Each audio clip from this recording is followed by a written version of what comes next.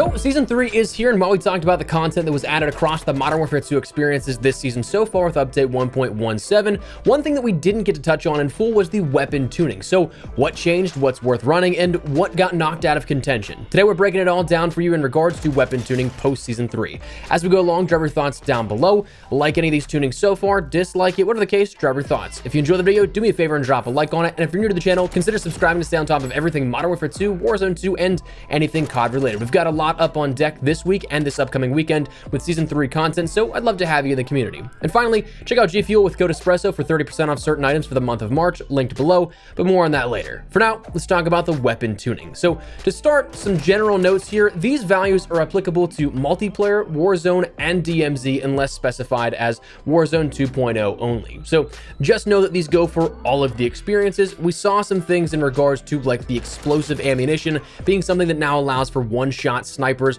with some particular snipers, not all of them, and a few other things here that we'll cross as we go along. That said, let's start out with the weapon tuning itself. Starting with assault rifles, we saw the ISO Hemlock have all damage ranges reduced. As well, all lower torso damages were reduced. So a heavy on-paper nerf here to this. Whether or not that translates to effective reduction in use of the ISO, we'll have to wait and see. That is the one thing that is unfortunate about what we have right now, is there's no hard stats given in-game or in patch notes. It's all general terms of reduced, increased, and stuff like that. So just bear that in mind. The M13B had its headshot damage slightly reduced. The lower torso damage was increased, as well as the mid-range damage was increased, but the upper torso damage was slightly reduced as well. So pro and con both to this, but kind of bring the damages a little more in line with each other overall. The STB-556 saw a headshot damage increase, a leg damage increase, a lower torso damage increase, a mid-range damage distance increase, and a mid-range damage reduction. So overall, net positive here for this, a net buff for the STB, and honestly, of the weapons that got adjusted, this is one of the ones that got hit the heaviest, and you might want to keep an eye on this one. The TAC-56 also had a headshot damage increase, which is certainly interesting. The battle rifles, the FTAC Recon, we saw a movement speed increase, a semi-auto leg damage increase, a semi-auto minimum armor damage increase for Warzone only, and a semi-auto upper torso damage increase. So a little buff here to this overall. If it's going to be something that makes the FTAC Recon viable, well, we'll have to wait and see. The battle rifles still are a very interesting category by comparison to everyday use, perhaps. The Lockman 762 saw a movement speed increase. The SO14 saw a movement speed increase with the semi-auto minimum armor damage increase in Warzone 2.0 only. And the TAC-V saw a minimum armor damage increase as well in Warzone 2.0 only, with a movement speed increase and semi-auto lower leg damage increase. The handguns of the Basilisk saw a minimum armor damage reduction in Warzone 2.0. The light machine guns of the RAL and RPK were adjusted, with the RAL having a headshot damage reduction, a minimum armor damage added to semi-auto firing in Warzone 2.0, a semi-auto headshot damage increase, a semi-auto upper torso damage increase, and a semi-auto lower torso damage increase as well. So if you're somebody that's using, for whatever reason, the RAL in semi-auto mode, this will help you out tremendously, but otherwise it's a reduction and net nerf. The RPK saw a close mid-damage slight reduction as well. The marksman rifle of the Tempest Torrent had an all-damage range reduction slightly, a close to mid-damage range reduction slightly, and a headshot damage reduction as well. So net nerf on the Tempest Torrent. The submachine guns overall, before we get into individuals, had an increase to the accuracy of the hipfire spread. Now, going into individuals, the BAS-P saw an increase to the ADS move speed, all damage ranges, and a minimum armor damage was added to the semi-auto firing mode in Warzone 2.0 only. The Lockman sub saw decreases in the headshot damage, burst fire time delay between shots, so a buff there, and increases to burst fire leg damage and burst fire torso damage. Not sure who's all using burst fire on the Lockman sub, but if you are, it helps out quite a bit after this update. The MX-9 saw a sprint to fire speed increase. The Vaznev 9K and Vel 46 saw headshot damages decreased. Now, that is it for the base weaponry, but a lot of what we see in terms of adjustments and tuning really come down to attachments with this update.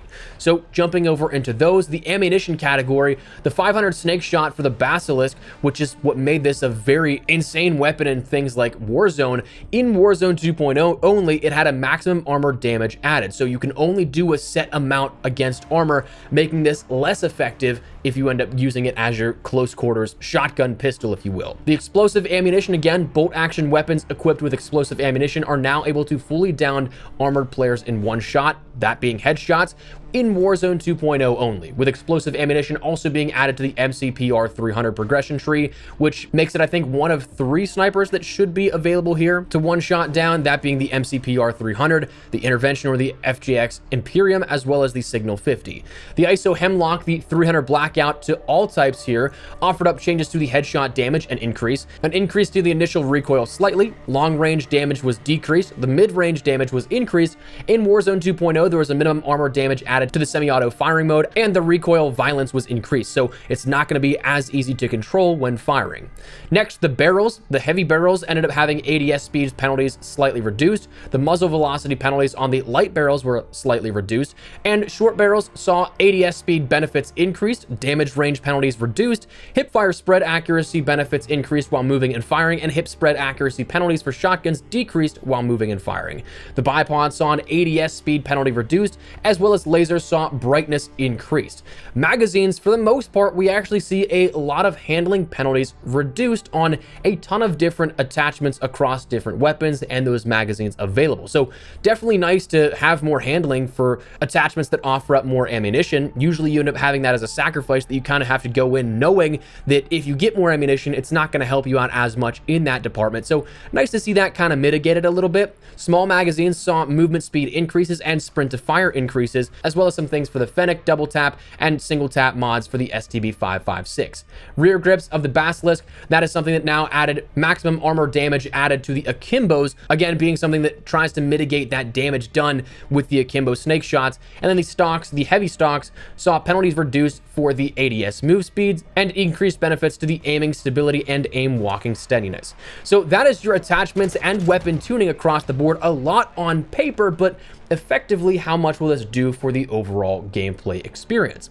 Preliminarily, if I'm going to guess here, again, making this with a little bit of playtime, not a whole ton, we'll know for sure over the weekend here after days of playtime are logged already. Preliminarily, though, for what's good to use, the TAC-56 is looking pretty good. The sniper one-shot potential in Warzone, definitely nice to have. The Basilisk seems to be dropped pretty heavy out of that top 10 placement because it's no longer a pocket shotgun. The RAL, for the most part, saw a nerf with the headshot damage. If you use it in semi-auto, it did get a slight buff, but who's using the RAL in single fire? More power to you if you are, but I just don't know that I've seen that really all that much. The BAS-P, I'm not expecting it to make a major meta comeback or anything like that, but it might be a fun one to play around with the adjustments that it had there. And the Vaznev and the Vel's headshot multiplier, it is decreased, so it brings it in line with other SMGs, but I still think their versatility may hold them in the strong standing in that category of better SMGs here. So we'll have to wait and see how this all ends up plays out, but that's my preliminary picks here and what I think will happen with the air quote meta for Modern Warfare 2 and Warzone 2 going forward. But for now, that is the update and the tuning we have at hand. Before we wrap everything up, make sure you check out my friends over at G Fuel, code Espresso, getting you 30% off certain items for the month of April, like the tubs of Starfruit and Hype Sauce, two of my personal favorites. That's in my top 3, I'd say. The Morbius Nectarine flavor, the other one in there. A cup of G Fuel is like a cup of coffee to me in the morning, so I'll recommend those flavors any day of the week. But if you guys would like to learn more, check out the link in the description below. Code Espresso gets you 20% off everything on the site all the time, but for certain items, 30% off in the month of April. If you guys are interested, check the link in the description below and use code Espresso. But for now, that's what we're gonna call it. So let me know your thoughts down below. Do you like these changes to these weapons? Not so much. Whatever the case, feel free to drop it down below. But if you enjoyed the video, you found it at all insightful, do me a favor and drop a like on it. And if you're new to the channel, consider subscribing to stay up to date with all things Modern Warfare 2, Warzone 2, and anything COD related. But for now, thanks so much for watching. My name is Espresso. I'll see you guys later. Take care and peace.